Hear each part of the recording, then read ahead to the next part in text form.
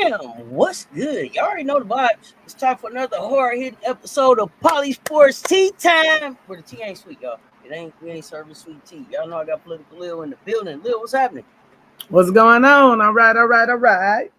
Yeah, we're gonna get into this conversation because listen, it's always hot, real, unfiltered. Y'all know who I am. Such favorite on teaming up the tendencies.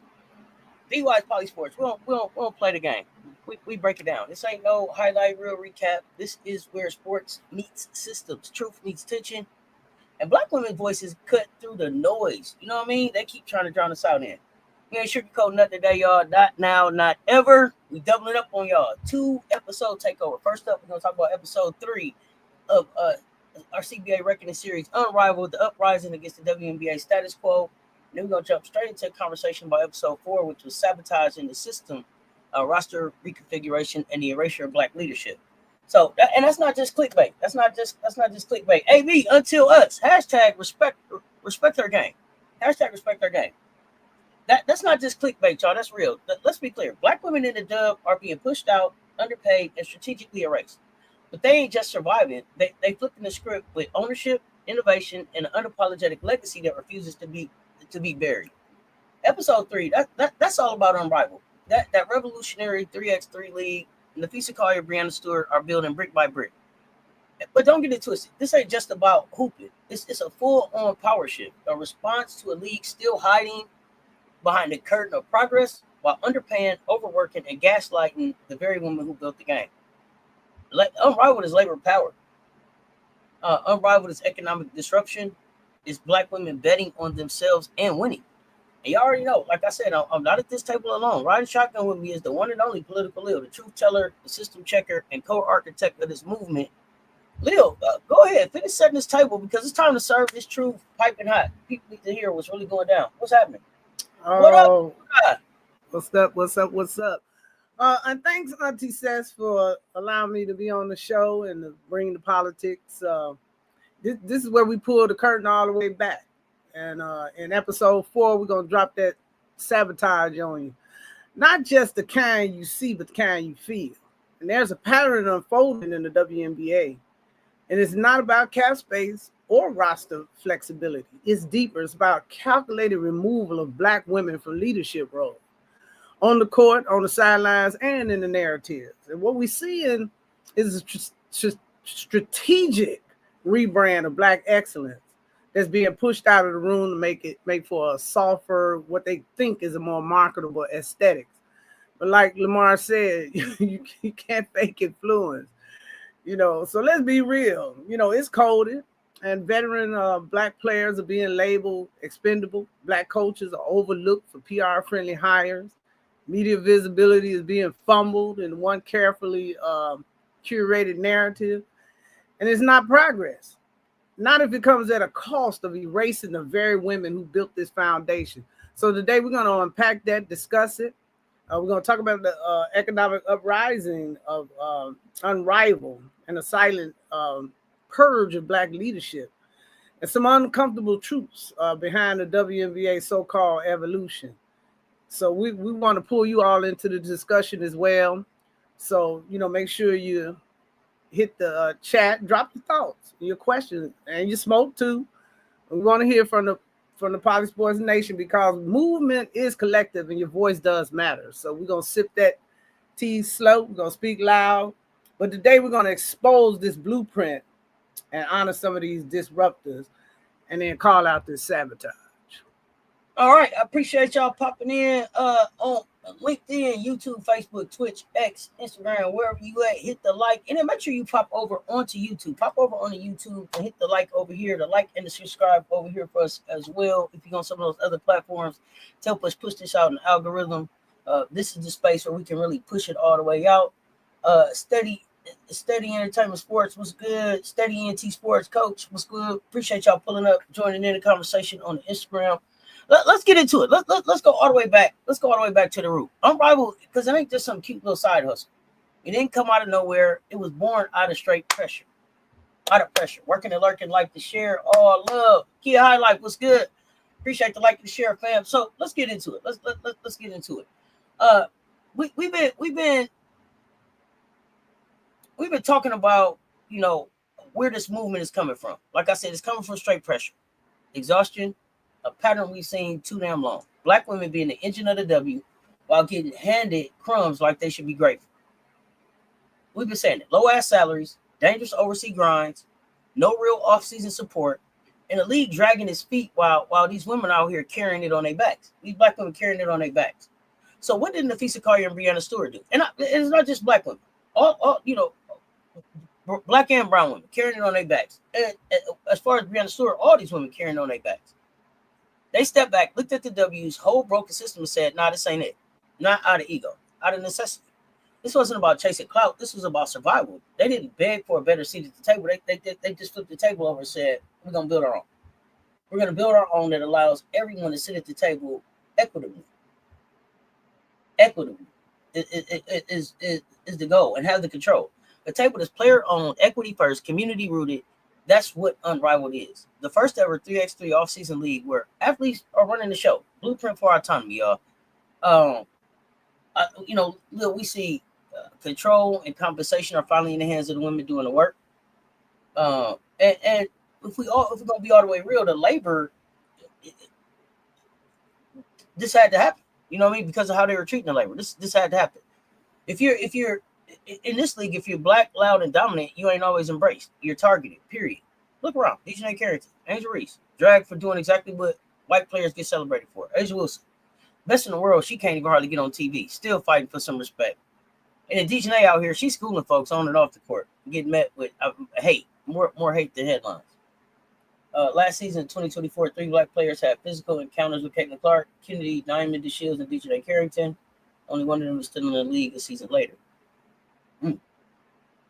Wow. These women are growing the game, breaking records, and shifting culture, and the response from media, refs, fans, and even the sponsors is crickets. So when we say Unrivaled is necessary, we're not just talking, it's not just about the money. We're talking about freedom, dignity, snatching back power. That's in a system that's been trying to manage, mute, and marginalize black women instead of honoring it and paying them like the legends they are. And they done messed around and inspired a revolution. You've seen them with their pay us shirts at the WNBA All-Star weekend. They want the money. But Lil, how does Unrivaled flip the traditional power dynamic in sports, especially for black women? Because it flips the power dynamic for all of the women in sports, but especially for black women who've historically had the talent, but not the leverage. What makes this player-owned model such a game changer? Hey, Unrivaled puts the pen and the power back in the hands of the players, and that's the key thing. And it's not just a league; it's a blueprint for ownership, and that's the ultimate goal. You know, for black women who've been the engine of this game without equity or say, this flips the script. And there's no more begging for fair pay and fighting for the visibility. And, you know, they own the court, you know, the season and the structure. And that in itself is revolutionary. So we've seen how media and league and narratives weaponize black emotion and leadership. In your view, how does Unrivaled not just offer a financial solution, but a cultural and emotional one, especially for the players who are tired of being policed for just how they show up? Unrivaled is really about freedom and freedom of expression, identity, and it's a style of play. It's where black women can lead, they can celebrate, they can dominate without getting, you know, these media labels as angry or too much. And it's not just cutting checks, it's really cutting that leash. This league, we got to be whole and still, you know, be professional. And for black women who has so long been stepped on, you know, it's really a sense of healing. You know, these young women, what we seen at Unrivaled, just the joy in them playing, the ability to, you know, get the quality training and, you know, not have to fight over who taking care of the baby while you're playing. I mean, all of these things that they have put on the table as desires that make them, you know, play at an elite level, it was addressed.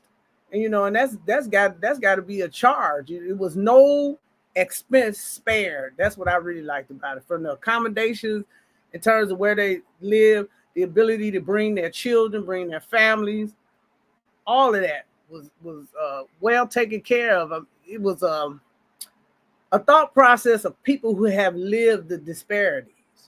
And so, you know, if you don't live the experience, you certainly can, you know, comment on what should and should not be, you know, and looking at the W overall, you know, you had it's too much piecemeal standards.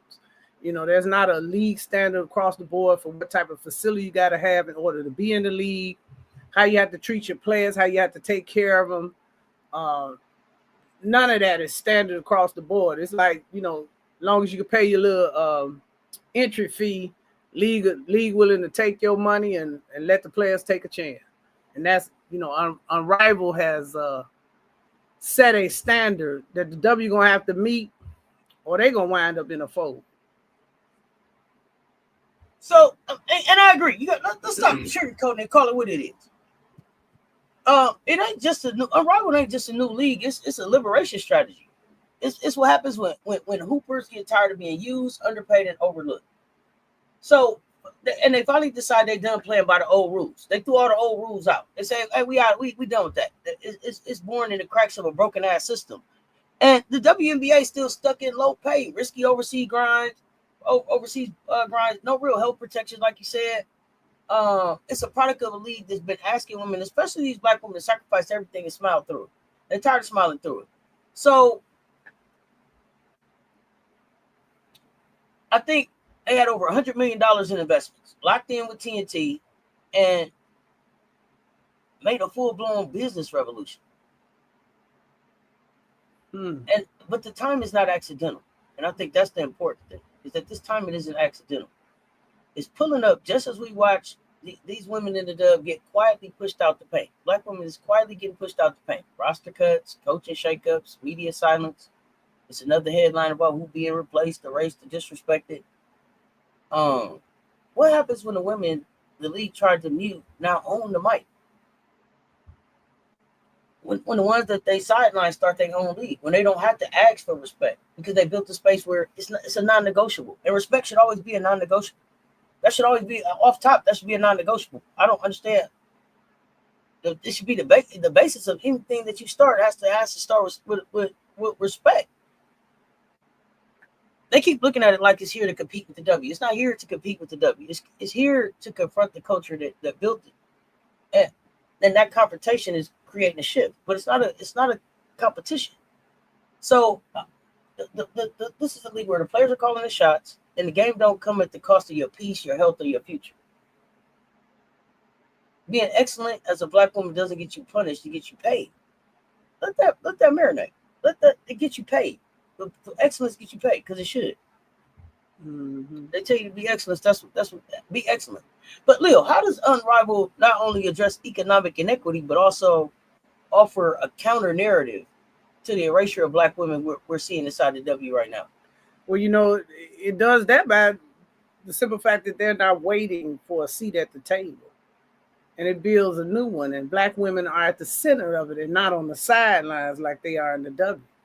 And it's it says, listen, we're not just the label, we're the legacy. And by owning the narrative, the contracts, and the culture, these women are refusing the erasing of their story.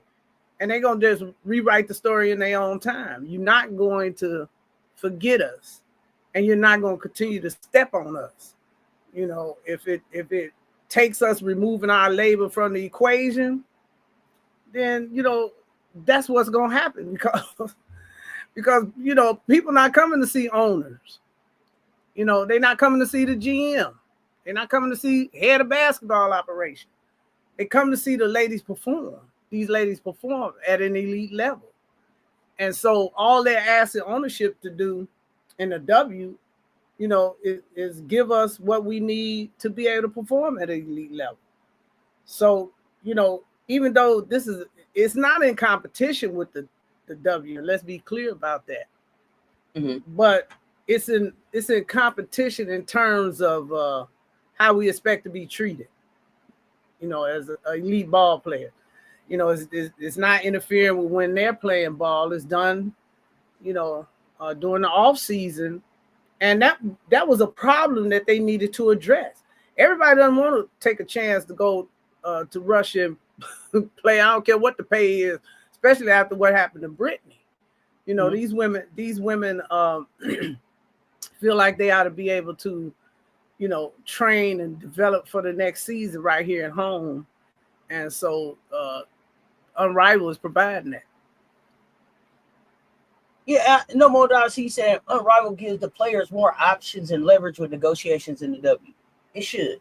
It should, but the WNBA's latest power move to bring in those 3, you know, new NBA partners, you know, tries to nip at some of that leverage. So Unrivaled will have to be willing to probably go to a 5v5 type of environment. Even, I don't know, maybe if it would be for temporary, or, you know, agree to look at, you know, even playing during the W season, if it's a walkout or a work stoppage, you know, having them options. So when you think about what a work stoppage could look like, how long would a work stoppage have to be able to you know, see some success here? You know what? I don't really think that a work stoppage is going to hurt anything, because if you have to drag this through the courts, then, you know, the work gonna have to stop until, you know, a settlement could be reached through a court system. Yeah, you typed anyway. In the chat last night, Lil, that you don't see a season next season. You don't see a 2026 season. I don't, because when someone comes out of a negotiation like E-Will and says that something is a slap in the face, they've been told by the owners, we're not giving you a damn thing. We're not moving anything, and we're not changing anything about how we make our money. That to me is what they being told. You know, they've been given the middle finger by the league. No compromise. We're not compromising at all. The way we making this money, we're gonna continue to exploit you. And if you don't like it, you can bounce.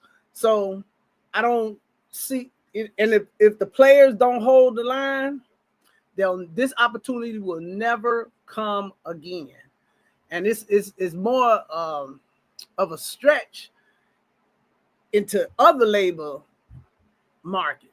You cannot continue a model of exploitation. At some point, revolution has to come. And this is a way to revolutionize sports. Well, yeah, because I think, and you know, we're gonna talk on this more in some of the other series, but I think NIL at least has you start putting a dollar amount worth on your excellence, right? And so now it's like, well, you know, in college, they, you know, I was getting this. This is what I was worth, and so it puts a dollar amount on your worth that I don't think you didn't have as a brand on your own coming in. Let me see. But Auntie, isn't that the next step for Unrivaled 5v5 for real? So I don't know if that was actually the next evolution. I thought that what they wanted to do was continue to 3v3 and move it to like 4 cities, and eventually to do it kind of more like a big 3, where they had, you know, like cities that hosted, you know, they had their own teams. You know, 5v5 is definitely an option. I don't know if it's a viable option for them to be able to just take in all 144, 156, however many women it is right now in the league, into their league, right? Some of them will still probably have to do Athletes Unlimited, but that's not something that's offered during the WNBA season right now. I don't think it would help the product. You know, the product is the original design of 3-on-3, which was designed by Coach John B. McLendon, is strictly a player development program. And you can't develop your game during the season. The game has to be developed during the off season.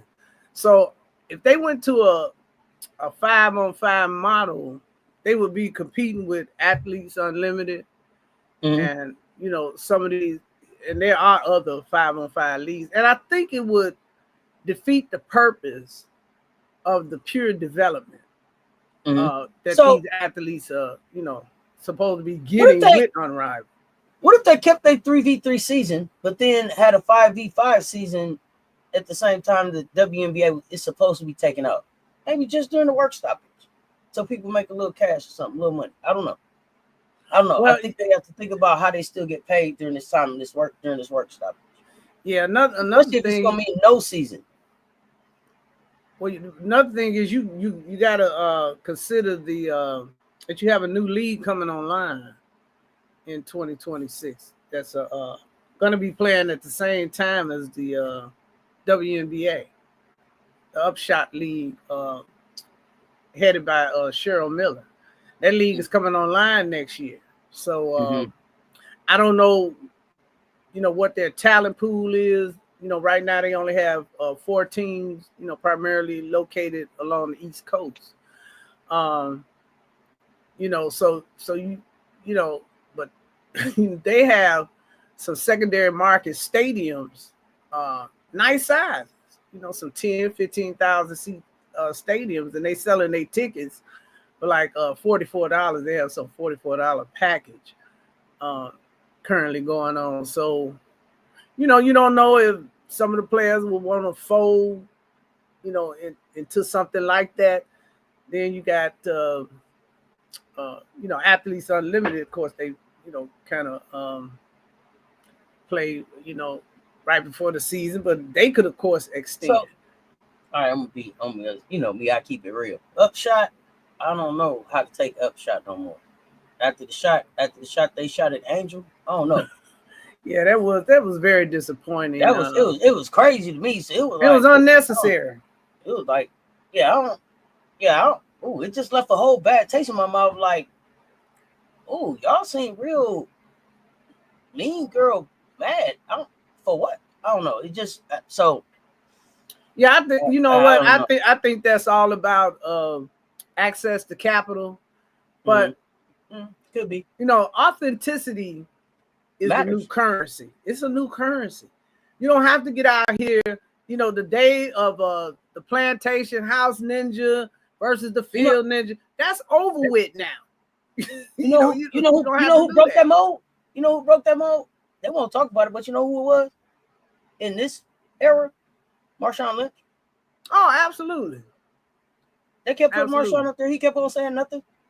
Nothing. I'm just here so I won't get fined.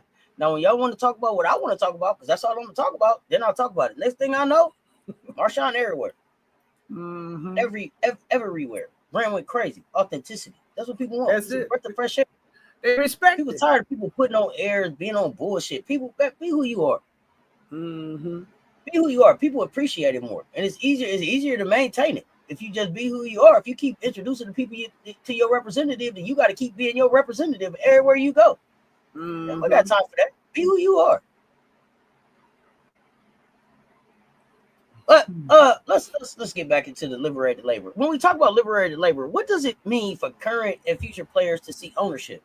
Not just as a retirement goal, right? Like how they doing it right now. It's present day power play. Like, Aaliyah Boston just part ownership in the Boston, I think, soccer team, and Angel with ownership in Unrivaled, and Leah has Unrivaled too, but Unrivaled soccer. What does that mean as not as a retirement?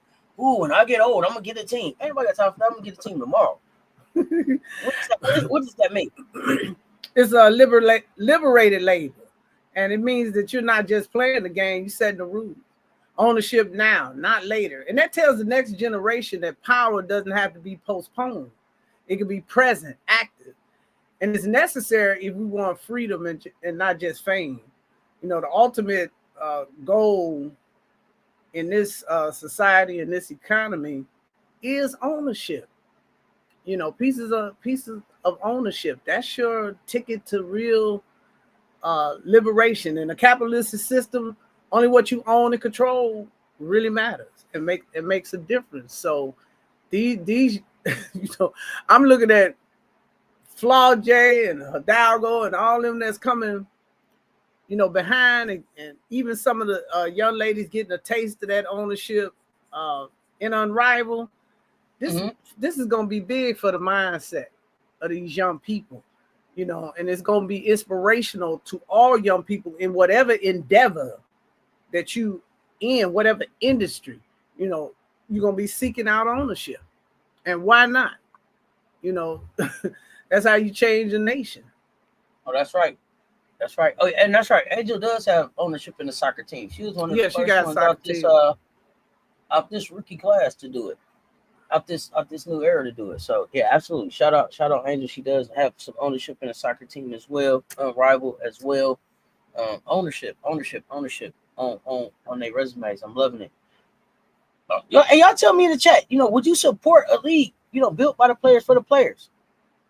Knowing how many stars that have been undervalued in the W. If they were like, hey, we moving away from the W and we going over here to the we did it BA, or whatever they're gonna call it, would you support? Like, I want to know in the chat. And do you think Unrivaled is a blueprint just for the offseason, or could this model eventually change how all women's sports leagues operate, or all sports leagues? Like, to me, it ain't just about women. Everybody who playing sports and should have some ownership on what's going on. So a piece of what's going on. Partnership, if nothing else. A different type of collab. But I wanna keep the conversation going too. Let's talk about what really got the system shook up though. Because Unrivaled ain't dangerous to the game; it's dangerous to the game plan. Mm-hmm. The WNBA been running for decades. This game plan. It's not a new league. It's a full-on power shift. It's a business model built on, like I told you, equity, ownership, and straight up freedom. You clock in, but you cash out. You vote on decisions, and you hold a stake in the structure that they help build. They don't just suit up; they run the room. That's why, I told y'all, they were side-eyeing some of them refs. I want to see how many of them refs is back working this season. They were side-eyeing some of them. I want to know how many of them is back this season.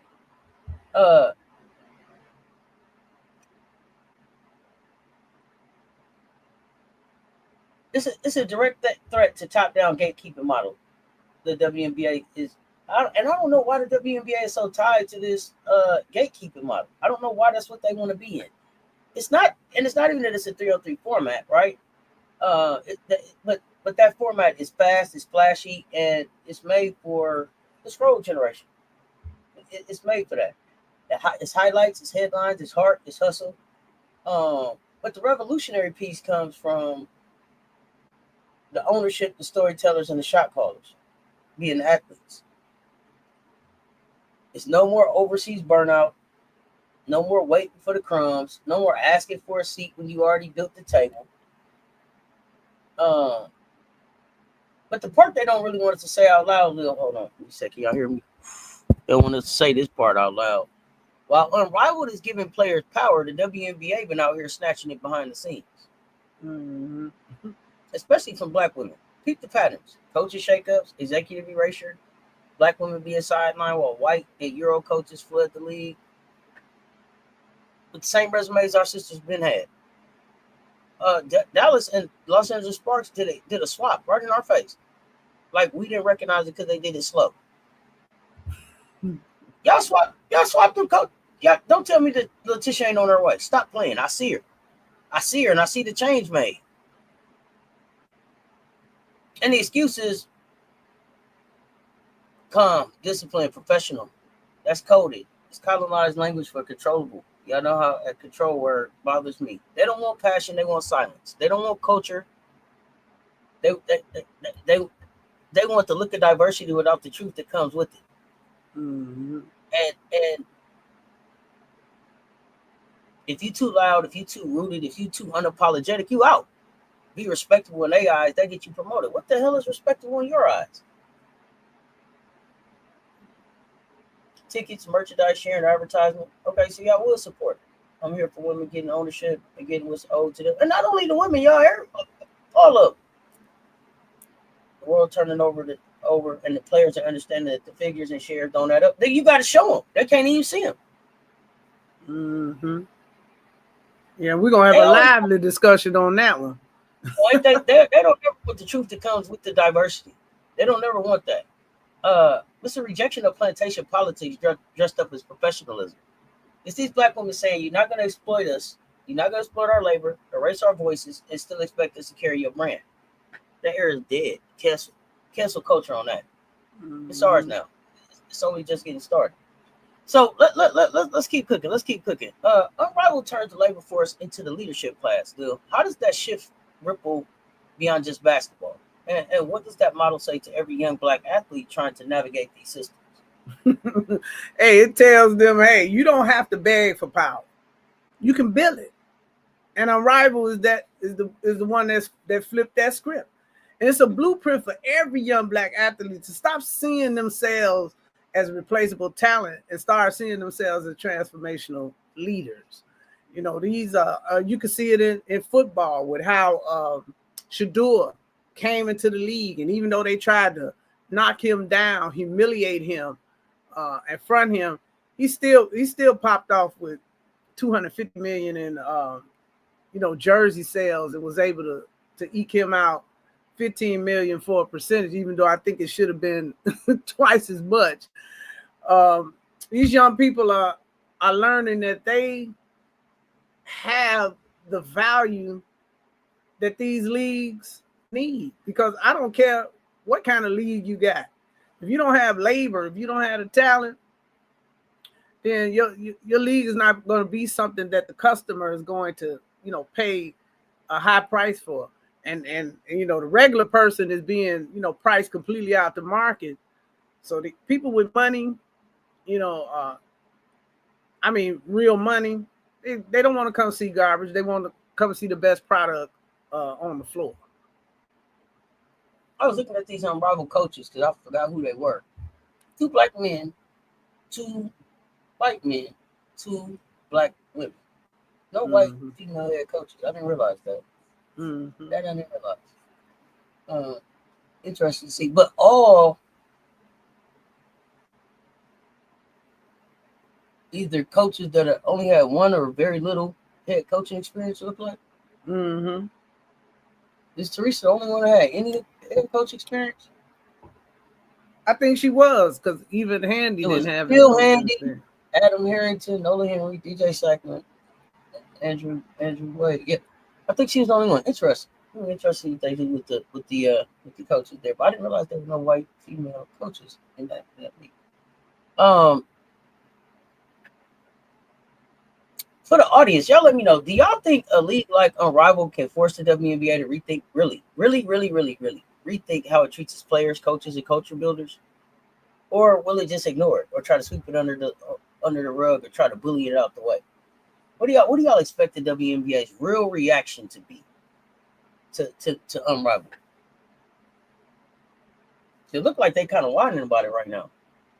Yeah, they whining about it, and then there's a rumor going around that they're trying to force, trying to say it's interfering, and as part of the CBA, we want to eliminate, Unrivaled, which, that I believe that's a violation of civil rights laws, and that's something that we'll discuss in the future. It's similar to what they tried to do with this. You remember when Diana Taurasi, she skipped the whole year when the Russians was like, look, we got 1.5 million for you. She looked at the WNBA, y'all ain't got but 70, so you just do the math. And then they tried to institute a rule. See, they always try to run to the policy, institute the rule, that you'll get suspended. Always come with something punitive. You'll get suspended if you go overseas and, play and all that kind of, The prioritization rule. Yeah, that's what it was called, the prioritization rule. I'm like, get out of here. My priority is to take care of my family and to maximize my income.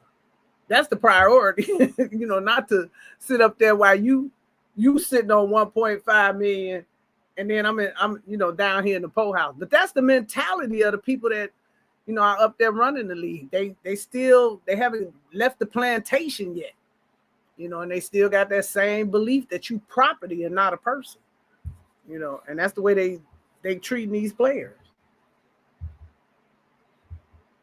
Tell me what you mean, Lynn, when you say you think it'll try to undermine the league like the NBA attempted to do with the Big Three League. Let me know what you mean. Yeah, capitalism, I get it.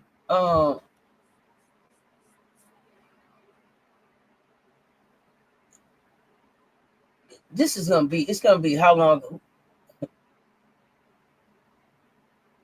called who bluff first? Who calls who's bluff first is what it's going to be. I mean, you got to think about some of those sets. You're seeing the chess moves. The the WNBA come out with their move, and the Feast and them counted. And this last move where they wrapped up all the top players, that was pretty smooth. Well, the other thing is the other thing that's really smooth about that right there is that if nothing else happens, right? A lot of those players can just start playing in the summer right after they finish school. You can go right into a league with those players and have them making some money. And have Unrivaled doing something with those players right away. Mm-hmm. But I think it comes down to like a chess move, like who calls who's bluff first. I felt like Nafisa made a statement showing up, and they, she showed up. She shows up for the All-Star team selection with her Unrivaled T-shirt on. yeah, that was. She had that logo. I'm a brand. She had that logo right there. Chess move. Mm-hmm. I like it. Will they stick together? Will they stick together? Will be the question. League wants to stop everyone from playing everywhere else, but they're the ones that instituted the policies that led to all this in the first place. WNBA running scared because her rival real threat. Well, they didn't want to share the money. They didn't want to share the money. They don't want to open up the books. They created this monster. I don't know what fixes it though. I don't know what fixes it though. Because now once you had the taste of freedom, now I done been an Unrivaled. Why I don't want to go back? Exactly. I done been an Unrivaled. Not like you can't put that jack back in the box. First they tried to intimidate us. I done got paid. Networks, they tried to buy his league. No networks wanted to show the games. He figured it out though. Q's still out here doing his thing. Mm-hmm. And what helped it is that he the model he had, the players was benefiting from it. So it wasn't you couldn't come with a conquer and divide strategy in that case. But Lil, you said something yesterday. We were talking and he said Robert Man Media was talking about how you can go over and you can sign international players. You can definitely have a season if these players have a work stoppage. What are your thoughts on that? Yeah, you can have the customer want to see the best or want to see the rest. The bottom line is these players are the best in the business, in the game. And bringing in a bunch of overseas players, you can walk the picket line, and then I can the counter be, and we'll form a competing league.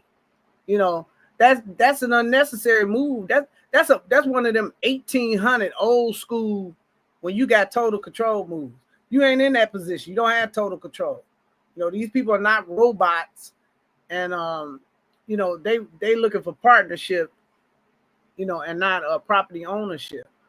So not only that, shoot, Stud Buzz just showed everybody, man, you can go live and show your life. People interested. They get on Twitch and make a little money.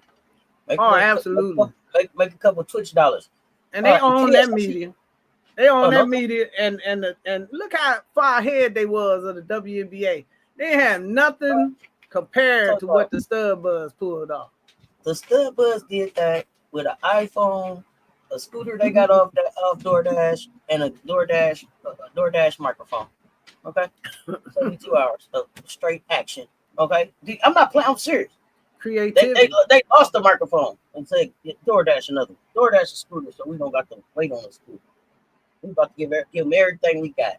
And KS, I see you saying, aren't most of the overseas leagues nicer also? Maybe some now. I actually cringed listening to Destiny Henderson talk about, your check didn't come. You didn't get paid. I was in the I was in the apartment. I thought the people was watching me. I'm the only American over here.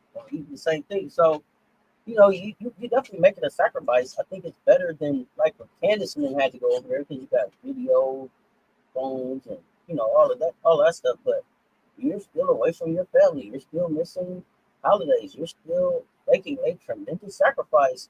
Yeah. To get that bag. So.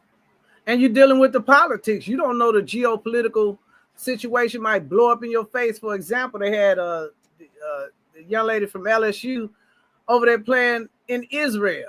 Next thing you know, incoming missiles and bombs. You last one at the airport, you had to hurry up and get out of town. Do you really want to deal with that or take that kind of a risk? Too volatile. We got too many, it's too many enemies abroad, so to speak, and then you still deal with the same type of racial prejudices, overseas in a lot of those countries. One thing to deal with them at home, when you don't always go home, but you're dealing with something over there, and then you might not get out the country as fast. I just, too many of the top players went to Unrivaled instead of trying to go overseas. I mean, some did. You had some top players go overseas, but they went to, more safe havens like China. The world's situation is so volatile, such a hotbed. If you don't have to put yourself in that position, it's not wise to. Overseas is no joke. Like you said, youth is audacious. They don't understand why older generations submit to everything and beg for the bare minimum. Older generations better get out that shit. We shall overcome movement is over. Move on. We shall stop it. That is over. That movement is over. If that's the time you still on, pack it up, man. Pack it up. Ain't nobody got to submit. Did y'all just hear? Unapologetically authentic is all the rage right now. The new currency right now. Authenticity. Everybody got time to be submitting and figure out. I was looking down and figure out, man, hell no. Ain't nobody got time for that. Yeah, the older generation, hey, these old people gonna get moved on. I'm hanging with these young people. I ain't got time for that. I'm clocking that tea. I ain't got time. I ain't got time for that. I'm out here with the young folks. But for real, getting back to this, I think like for years the WNBA has held basically a monopoly on the game. You wanted a platform, you had to play by their rules. When they wanted you to play, where you wanted visibility, branded, how they said. It's funny to see, like I think it was Courtney. It was Courtney. One of the stud buds, but I think it was Courtney when they were showing pictures of like the WNBA players back in the day. And they were like, hot or not, kind of was what they were saying. And they was, they showed Sue Bird, and they was like, I like Sue Bird today. I like authentic Sue Bird. Those players talked about having to soften it up or, wear their hair a certain way or put the pumps on or code switch in a way or be less than their authentic selves to be able to show up to get paid. And it's like, damn, I'd already worked my ass off to be the best in the world, and then it's not even good enough for me to be me. To get the check, that's wild. But that was and it was Courtney that was like, yeah, nah, I like who she is now. It's more natural. It makes sense. It fits her. It looks real. When I be like, hey, I don't believe these bust downs. It's not to make fun of. It's not making fun of people. It's like I don't believe that they being their authentic selves, and it makes me sad when people don't feel like they can be their authentic self. I fight like hell every day to be me. If I ain't good enough, move on. If I ain't look what you're looking for, move on. But I ain't got time to be trying to switch nothing up. Life too short for that. Don't do that. But everything you want to do, you had to go through them. That was the price to access. It was their way or the highway. But I don't know. I would have kind of showed up like, nah, we done begging. Ain't no more gatekeeping. We own this game. What makes it hit so hard is it exposes the W soft spot, the control. That's what makes the Unrivaled hit so hard. Because it's like, damn, he was like, I'm looking at Unrivaled like, okay, so everybody going to be an owner. We're going to see how this works. So everybody gonna have a say. Okay. I don't know what happened behind closed doors, but I didn't hear nothing about no voting problems and none of that. Now, there was a couple of things that came out. People was like, things is rigged, this, that. Hey, you kind of spitting on you cutting your nose off to spite your face on your own money, homie. So slow that down. But they owned it and they delivered a hell of a product. Mm-hmm. They owned it and they delivered a hell of a product.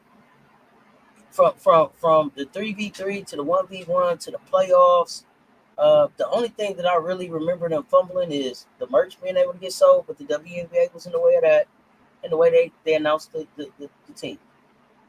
It was some other little hiccups along the way, but the content, the behind the scenes content, the access, they even added in like a post game, little after show. They continue to build throughout. So I think that on top of the fact that they exposed that soft spot, that control, and it's not just the control of the court, but the culture, the conversation, and the labor. If athletes can now be the owners, the investors, the narrators of their own story, where do that lead the league? They've been slow to honor its own, especially as Black stars. I mean, look at that. Where does that lead the league? It lead the league paying you to put up your content. Because I hope Studbuds got paid. Because the W ain't got a goddamn thing to show for WNBA All-Star Weekend 2025. Ask them what happened. They paid to be spinning like the Texas Texas A&M roster paid. They ain't got nothing to show. They ain't got none of their own original content to show.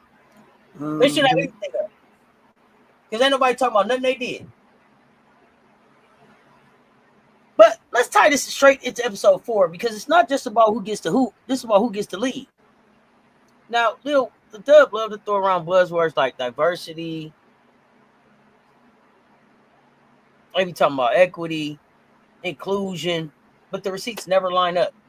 We watching white coaches stroll on in, Euro coaches level up, and Black women who built the damn blueprint get boxed out, demoted, begging for jobs, seeing if they people got a spot for them on a roster. This ain't diversity; it's selective assimilation. Mm-hmm. They want the swag, the fan base. They want the culture, but not the creators. And that's how we're gonna tie this thing in. They want the rhythm, but they don't want the voice. It's giving plantation suite with a LinkedIn filter, y'all. Black labor always welcome, but Black leadership, that make them real nervous. And that's why Unrivaled don't just feel important; it feels revolutionary. Because for the first time, players they not asking for a seat; they building the whole stage, and they doing it with the people that they want, and the power and their culture with them on their terms. So it ain't no negotiating. It's identity. It's your identity in Unrivaled. Loud, rooted, unapologetic. When we say Unrivaled is making the W nervous, Lil, we're talking about the power, not just the paychecks. How does Unrivaled challenge the control the WNBA has held over just not the athletes, but the culture itself? It's disrupting the monopoly. The W controls the visibility. They was controlling the narrative, the value, in terms of who getting sponsorship. But Unrivaled created an alternative ecosystem where the players could tell their own story. And that's not just a threat to their business model. It's a threat to the whole culture of gatekeeping and what it stands for. The bottom line is, you have these players out here that are becoming media brands. They're becoming sponsorship darlings, ambassadors, and I mean just multiple streams of income, because it's a direct connection to their fan base, and they piling in here with fan bases.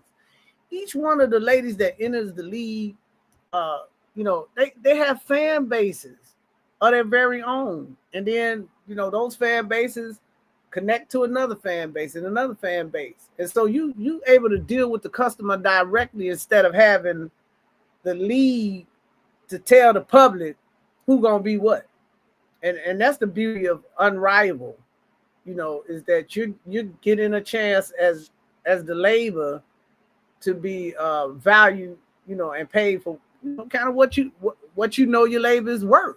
there's a value to everything. There's a value to your ability to rebound, pass the ball, shoot, whatever it is your particular skill set is. Your skill set has a value that you should be able to exploit for your own good. And that's what's going on. We getting these players are getting away from just being exploited labor. Having the people at the top be the ones that benefit from multiple streams of labor that's out there in the league. So Unrivaled is just, it's teaching these young women how to be owners. You had a few of them that broke out with the soccer ownership, but now you got softball teams, you got volleyball teams. You make it whip you up a tennis club. I mean, the opportunities are just astronomical out here, as far as the growth of all women's sports across the board. And I think, models like Unrivaled, is showing young ladies that, you don't just have to be somebody that's played and disposed of, exploited, disposed of. You can have a financial benefit from your talent, being your performance talent. Then when your performance runs out, then you got ownership you can lean on.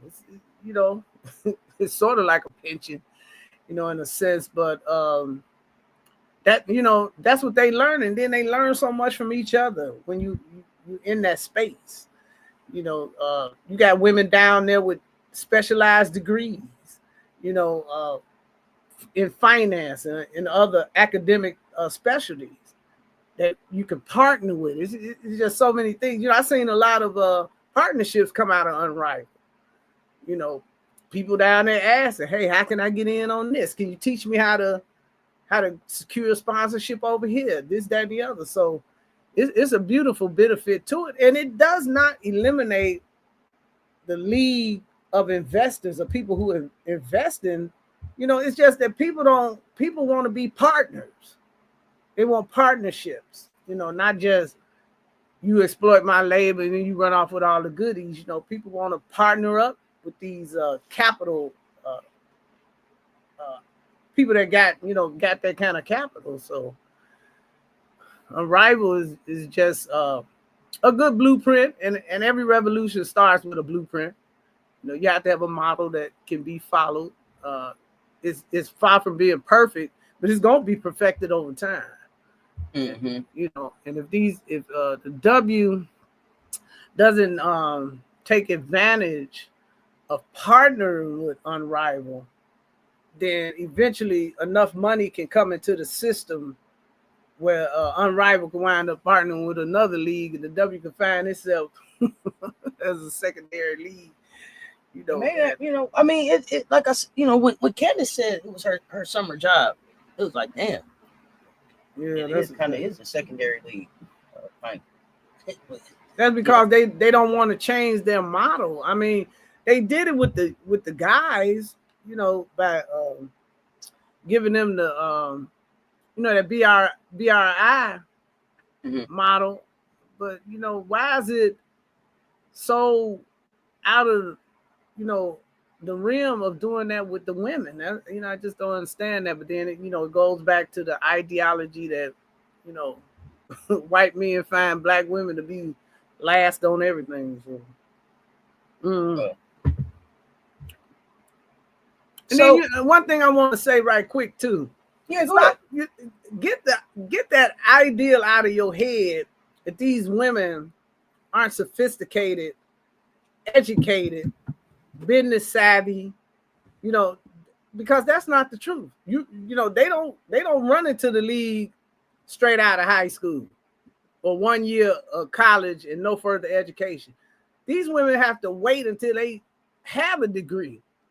And some of them come in with advanced degrees coming into the league. So you're not dealing with a pool of, not so savvy, players. It's not like that. These women are smart. For them to have pulled this off in 4 years since 5 years since they got that first CBA and be positioned to negotiate. That shows that they got, that takes some intelligence. That just wasn't something that happened. It was something that they had to imagine, and use their business prowess to put themselves in a position where they can say, hey, no, we're not going to, settle anymore. So it's very interesting. Oh, yeah. Y'all let me know in the chat. Do y'all think the WNBA can really talk about inclusion if their leadership ranks are getting less black while their players base stays majority black? What's that telling y'all? And I see your question, Taiwan Eagle. Do you think the WNBA is at its best right now? At its best right now as far as what? Because my answer to that would be no. I think it's in the best opportunity to correct the mistakes it made when it laid the foundation to this thing. Course correct. They can course correct right now. It's a beautiful future ahead. If not, I see this thing. I mean, hey, if they don't get it right, I look.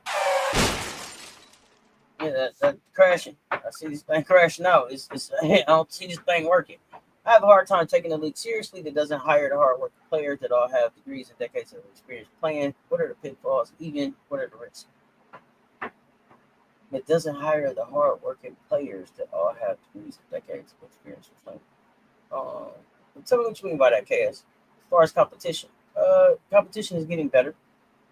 I think that they'll have like their 1996 draft in 28. 28, is that right? 28. When play come out? Yeah, the talent is definitely coming in. Talent coming in much better. Better prepared. Think about, you got Flauze in them class, Betts and them coming in. You got Juju Lay, Adolfo coming in. You got Joyce Sarah coming. You got Big O, Photo Twins. Coming. Isla. They got Raven. A lot of talent coming. Boy, what up? As coaches and execs. Ooh. So the crazy thing, KS, is that a lot of the hard-working players that have degrees and decades of experience playing don't want to work for the WNBA because probably what they pay. So they end up having great jobs. They end up.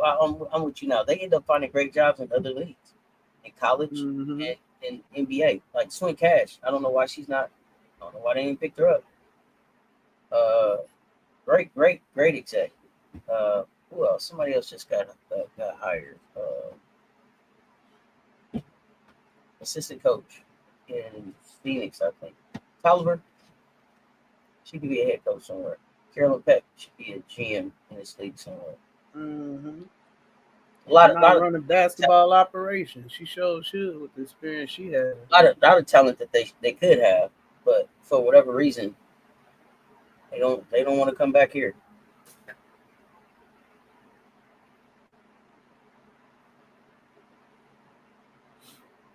So in 2025, it ain't just shifting on the court power, right? It's shifting behind the scenes, in front of the camera, negotiating table. Unrivaled is not just the offseason league; it's a disruption. It's a strategy. It's a checkmate move aimed at the WNBA's long-standing grip on the game, especially the labor. Especially like I can go and make $250,000 in 2 months, 3 months. Hey, might be worth it for me. And I can stay here, eat here. My kids can come. My mama can come visit. Get the MRI done. Get your hair done. A lot of stuff going on at Unrivaled. I don't think it's a scrimmage, just leverage, y'all. Backed by major bags, national TV deal. Sephora came in there. Somebody else I'm forgetting came in, cut a nice deal with them. Big name backers as far as investors. They had to stop the investment. People wanted to put money in. It's giving players something that they've never had before. That's a credible alternative right here local. And that's not a knock on AU. AU actually, doesn't pay bad either for the 4 or 5 weeks you got to work with them. but it's a credible alternative to bring it to CBA negotiations. I think it could be that pivot from protest to production, from wanting the league to do right to building their own ecosystem. Uh, the message is, we don't need your table. They got their own table. And y'all know my favorite word. What's at the core of all of this? Control. For decades, y'all, the WNBA operated like it was the only road to recognition. And now, if you wanted your name in lights, face and ads, legacy in the books, you had to play their game. But now you can show up with more followers than them. Mm-hmm. You can show up with more followers than them. Yes, signed 14 of the youngest recently. Great move. Major move. And then the way they announced it, I loved it. Right at the All-Star game, they thought they was, we rocking and rolling. Then bam, I was like, oh, okay. Hottest things going was the stud buzzing what Unrivaled did. Mm-hmm. And they do it in a way that centers the players' ownership, culture, integrity, and freedom. I mean, it's just a cool thing to see. And that got the system shook, especially because there's Black women involved in driving the ship. So despite the WNBA's glossy diversity statements and their Instagram posts, the actual power structures tell a different story. Behind the closed doors is still the same tired formula. White, Euro-disciplined, professional, Black women with voice, vision, and unapologetic culture, out the door. Coaching hires, executive seats, sidelines are wider than highlight reels. And check out the point guards in the league too. They don't want leaders, they want control. They want style, not soul, vibes, not voice. And that same curation is bleeding into the media game too. The W disability ain't earned, it's curated. You could be dominating on the court, changing the game, connecting with the culture. But if you Black, bold, and too much for their brand, you'll get passed over for someone safer. Let me ask you this, Lil. How much pressure did Stud Buzz put on the W to be more authentic? A tremendous amount of pressure. Number one, they got exposed as not being marketing ready, out of touch with the culture, out of touch with the fans and what the fans want to see, how the fans want to get to know the players.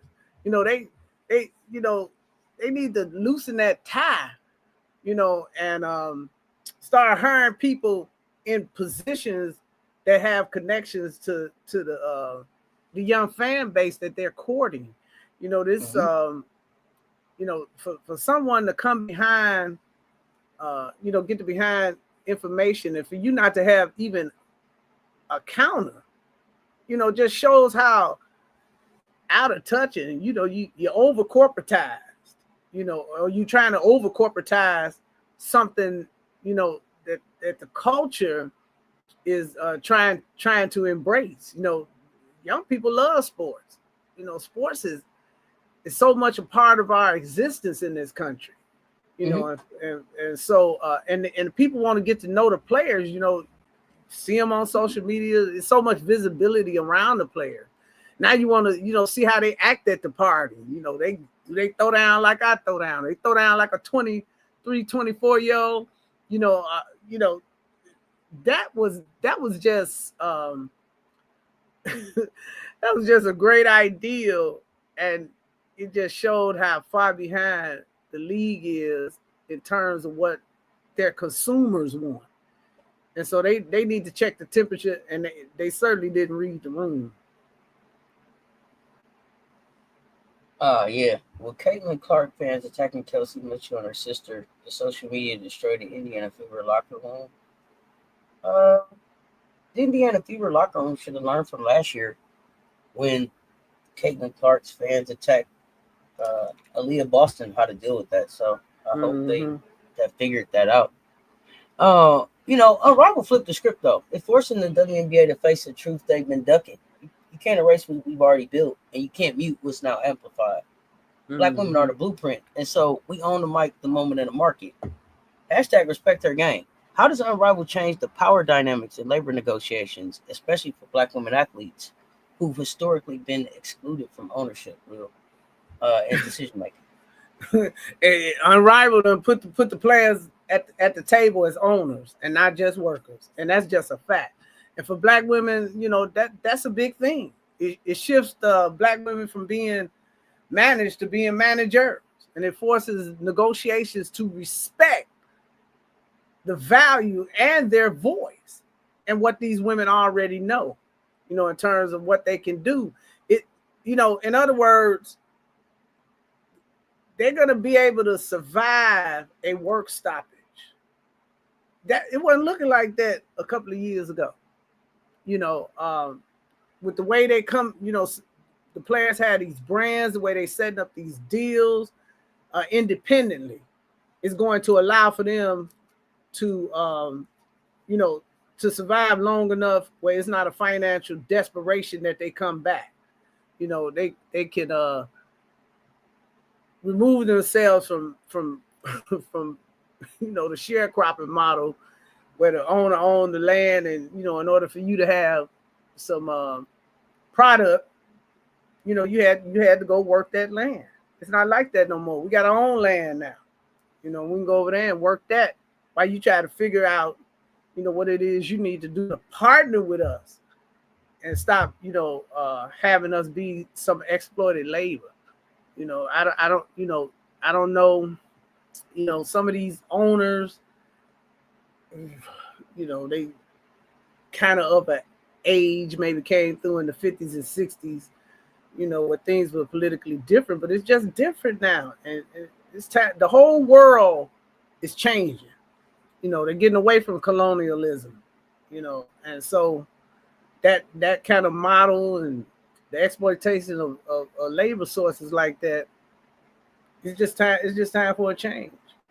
So that the power dynamics shifted real big when Unrivaled was successful, had a successful rollout the way they did, and then able to secure, media is your biggest revenue source. With them able to secure that, to the tune of $100 million, that was a serious power play. That wasn't no laugh-a-thon, and certainly made some next rise in the as far as the league executives. Which they looking like, oh my goodness, yeah.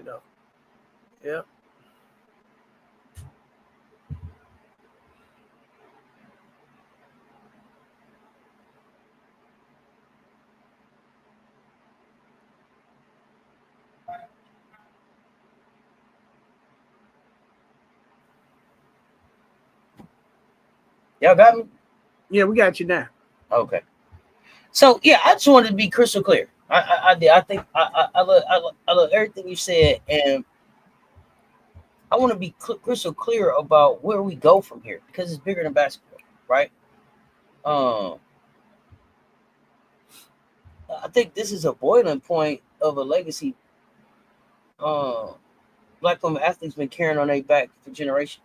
So creating lanes where there are none, because the system never made space for us to lead, and damn sure never planned to. So we've been saying this is pattern recognition, not paranoia. Pattern recognition. Mm-hmm. So every time the face change, so do the message. And when the message starts shifting, you got to ask yourself, who's holding the mic and who just got silenced? Who just lost the mic? Somebody took the mic. Somebody gave up the mic. Who just gave up the mic? Ask those questions. This ain't no new logo or some fresh marketing campaign. This is a racial reset in real time. And that's why when you asked me, like, what do I state of the W, I think this is the perfect time for them to fix this stuff. Mm-hmm. They're recasting the story, reframing the heroes, and reshaping the whole damn narrative without us even being in it. So don't let the soft lighting and branded slogans fool you. What's happening is intentional, it's calculated, and it's strategic. This thing got built with grit, grace, and greatness, and it's now being co-opted, sanitized, and resold. With our fingerprints wiped clean. What drives those choices is trying to cater to a specific crowd and only thinking about the money. That crowd doesn't authenticity carry the game like we do. Jeremy, yeah. They can't even spell WNBA.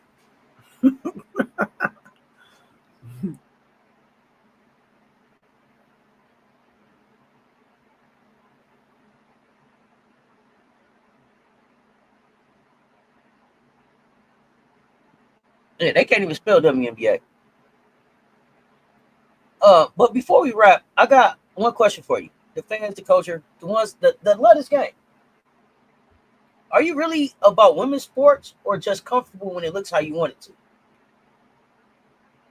Because if it's really about the growth, the excellence, and the equity, then it's time to stand with the ones who built it, not just the ones being packaged to sell it. That's it. Because then it gets loud. Then we got to get loud. This ain't new. Black women built this. Hashtag respect their game. Y'all tell me, how can you, the fan, get in the game and push for player power? Not just with your cheers, but with your choices, your dollars, and your voice. Y'all tell me. Because if y'all stand with the players, it's time to act, y'all. Hashtag respect their game. Support our advocacy campaign, the Respect Her Game movement. Support that. Because silence is not solidarity. Next time for episodes 5 and 6, we're going to dive deep into labor rights, power struggles, and the biggest challenge of this century, the labor as civil rights. Is what the WNBA doing even legal. Is it even legal? Is it even legal? Well, what you got before you ready to get out of here? Listen, join us in taking that CBA apart. We need to look at the CBA, look at the problems, and identify how we can go from the sharecropping model to a BRI. It's a real simple fix. The young ladies not asking for $30 billion salaries. They're not asking for Steph Curry money, this, that, and the other. But what they want is a share of the revenues, all of the revenues, not the ones you just claim you giving them a part of. There's no reason for a league to make $200 million for 12 owners, and then for the young ladies to only get 9.3% of that when you have claimed that you have a 50-50 CBA model. And we're going to debunk that. It's not a 50-50 CBA model. And the fact that you want to hide your books over these years, and that goes both for the NBA, we don't know what cut they getting off the top. We as fans, we can put a stop to this. There are channels and things we can do. We can petition. We can write letters. We can employ our Congress people to come on board and get this straightened out. These players deserve to be paid because of what was sacrificed from the beginning to now. So I want you all to hang on with us as we talk about this labor and the labor as civil rights, because I think it's going to come down to a court battle. That's just my opinion. Or arbitration in order to get a fair deal. It's going to be interesting. So we're gonna keep talking about it, and we're gonna keep reporting the news that we see out here, hiding their books when the books can be so easily manipulated. It's crazy work. It's crazy work. That's how they did on the plantation with sharecropping. Hide them books. Absolutely. But yeah, we appreciate y'all pulling up and rocking with us. We appreciate y'all pulling up and rocking with us. If you did not hit the like and share on the way in, hit the like and the share on the way out. If you haven't subscribed already, what you waiting on? Hit the subscribe, ring that notification bell. Do not miss the next drop. Y'all know what it is. Remember, sports are never just about the games we play, but the stories we tell and the systems we expose. That's the T. Y'all know what it is. Let's talk sports. Political Lil, BY, PoliSports Tea Time. Yeah.